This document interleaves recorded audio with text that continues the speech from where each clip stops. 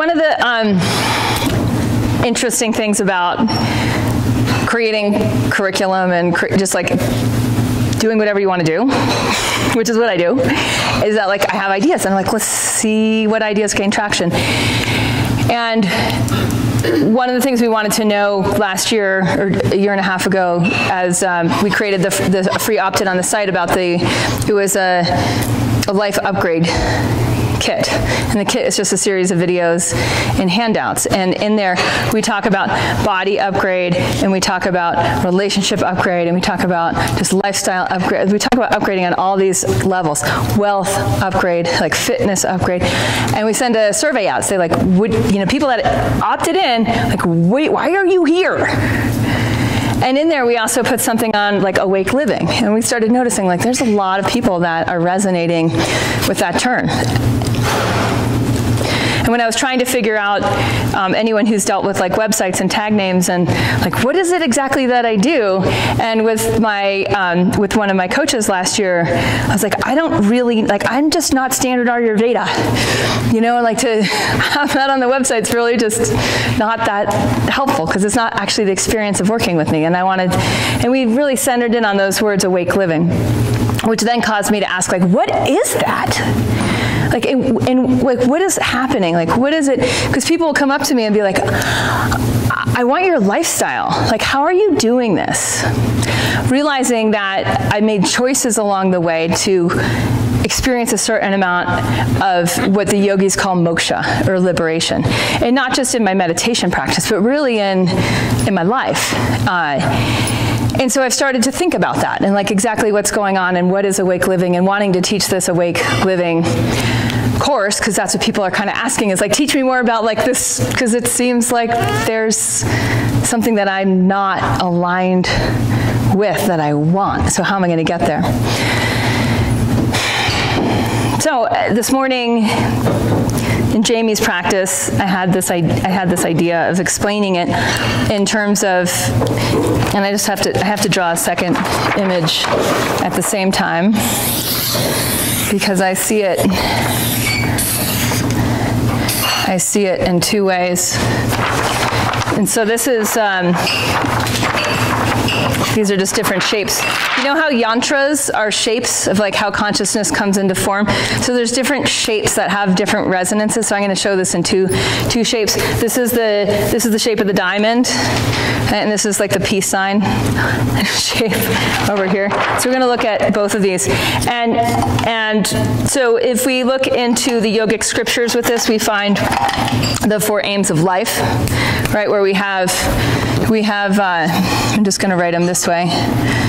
We have moksha, this path of liberation, and like as a flip side of it, we have artha, which is like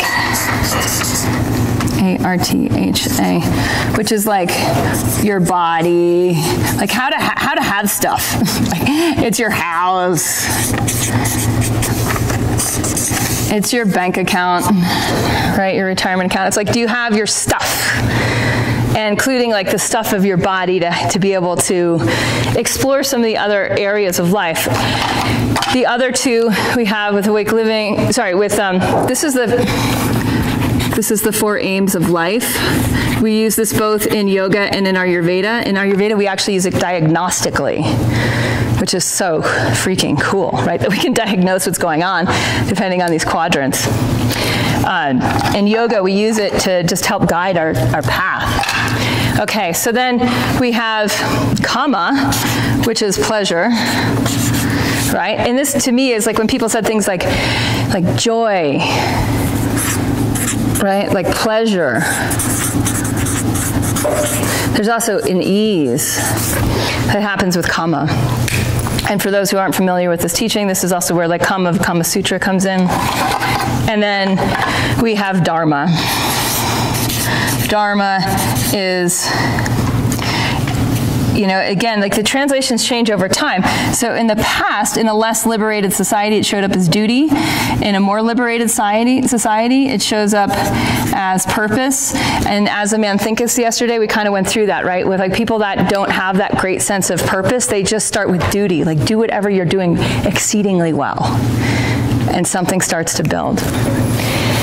So we can, this is a cool thing about perennial teachings is while the translations change as per the society, as per cultural evolution, the concepts stay the same. So the concepts anchor us.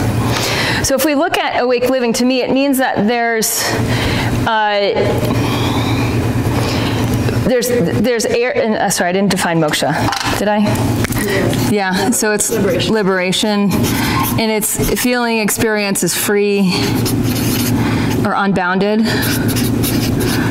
And I find its experience is also interconnected.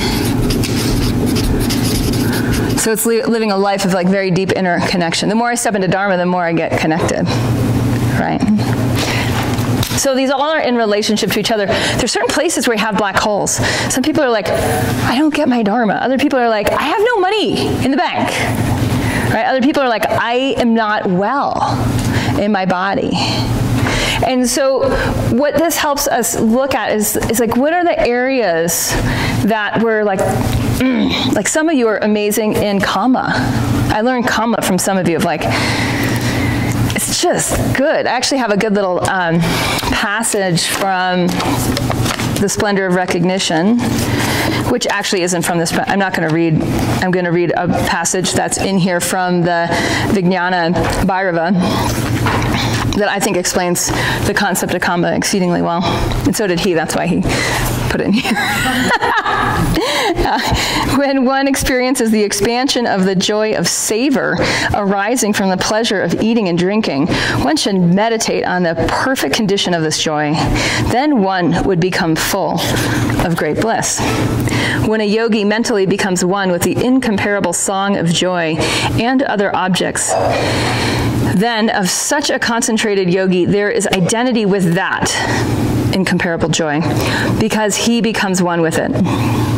Whenever the mind finds its satisfaction, let it be concentrated on that. In every such case, the true nature of the highest bliss will shine forth. All right, so all of these, interestingly enough, they're all interconnected, and they can help lead to the other.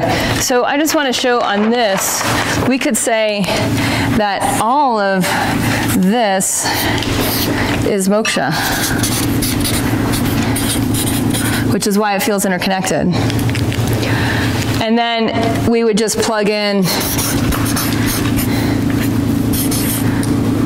Artha, Kama, and Dharma being in right relationship. And that gives rise to the experience of liberation, not as something separate, right? Not as like just sitting in samadhi, but as something that's showing up in how we have a house, how we have a bank account, how we have a body, how we experience the joy. I have a client I'm working with who we were working more with Kama as a way of settling her nervous system for some really aggressive autoimmune disorder. And last week, I'm like, we had such a breakthrough because we're using trigger, habit, reward. Some of you may have heard me mention this. We're using the trigger is the early morning, the habit is meditation, and the reward is checking her email, because she's going to check her email anyways. All right, she has this urgency to get to her email, so we're just translating that urgency into the urgency to get to the cushion. So she has 4 children.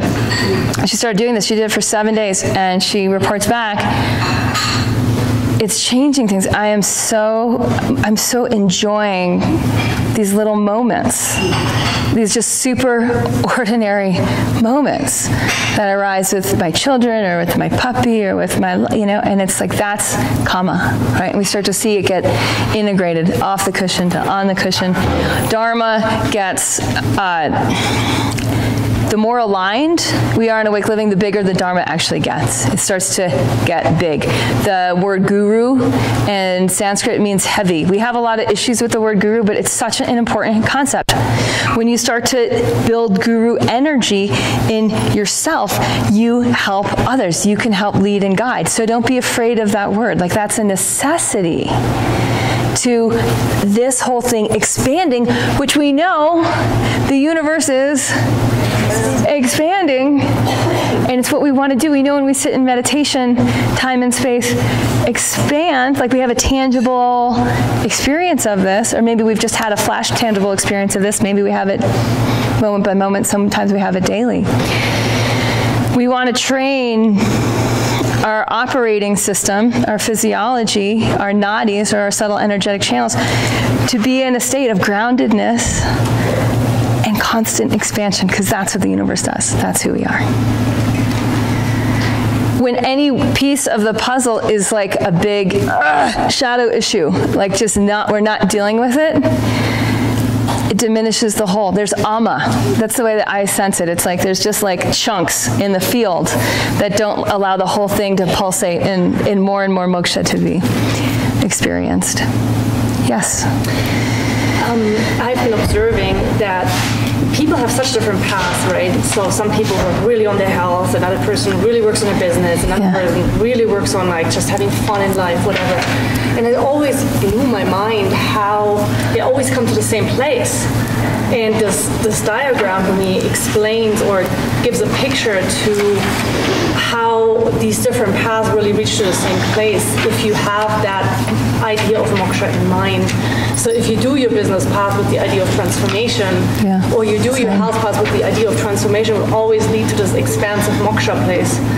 Anyway, this is good for me because I love pictures, and I think in pictures. So when I see this, like, oh, this is awesome. Oh, good. I'm so glad. Yeah. Sweet. Anyone else? Yeah, Jamie. And I really like this diagram. I wasn't really, you were flipping back and forth, and that really sums it up so beautiful. I'm sorry. Alexander, what Alex said, it's like those three are the pillar that hold up the possibility of moksha. I mean, moksha is always there, but are we in touch with it? And how much are we in touch with it? And if one of those three, like you said, if it's diminished, if it's covered up, the moksha just can't come either. So it's a beautiful visual, like Alex said, and it creates a really strong vibe around where it's going. You get there. So yeah, and it's like it's always there. Ease is always here, but are we living it? Is that our experience? All right, and that's where you say like, oh wow, that's our potential experience. And it's not just like, there's the evolutionary impulse is what is causing all these three to expand, right? So it's continually expansive. One of the things in our circling group we practiced yesterday is being able to sit in higher vibrations. For each of us, their vibrations were a little bit different, right? But it's like just that practicing. And it's shaky. It's like this thing is like, that's why these are not like lines. They're curves. It's like there's a being able to contain more and more vibration, right, in a grounded way. Yeah. So what we're going to do in our circling is really, and I'll give you a moment to reflect on this, just personally. And in circling, you can ask, anything like what you want help with. Right, so you might want just some help, like, hey, can we sit in this right now? I'm having, like, I struggle with karma, or I struggle with artha, and just like my body stuff, or my wealth stuff, or like around purpose, and just letting it be a group exploration.